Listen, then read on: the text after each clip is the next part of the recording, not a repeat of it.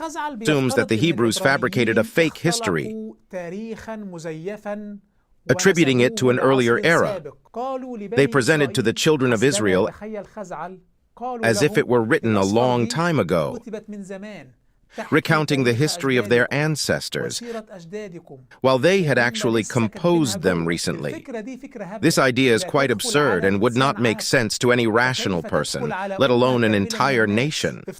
To assume that an entire nation of people concocted a false history in an instant is an irrational notion. Moreover, the history of the children of Israel is something of great significance to them, as they derive their identity from it. The history of the children of Israel is a continuous and well-documented narrative, preserved meticulously through generations. Even if we were to entertain the idea of this fabricated history, how could it possibly have found acceptance among the people? How could it spread so widely, from the exiled Babylonians to those who were not subjected to captivity in the land of Judah? But let's assume, for the sake of argument, that the children of Israel invented a fabricated history with events attributed to a bygone era.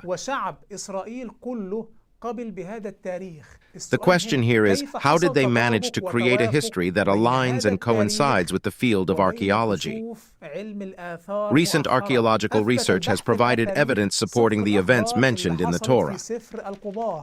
King Omri, who had a distorted character and was an idol worshiper, and whose name was also found in the Moabite stone, corresponded to the same portrayal in the Torah. Even the name of the prophet Isaiah was found next to his seal. All these pieces of evidence attest to the alignment of archaeological research with the events described in the Torah. The idea of collective amnesia among the children of Israel, suddenly attributing a fabricated history to themselves and widely accepting it, is simply preposterous, of bedtime tales.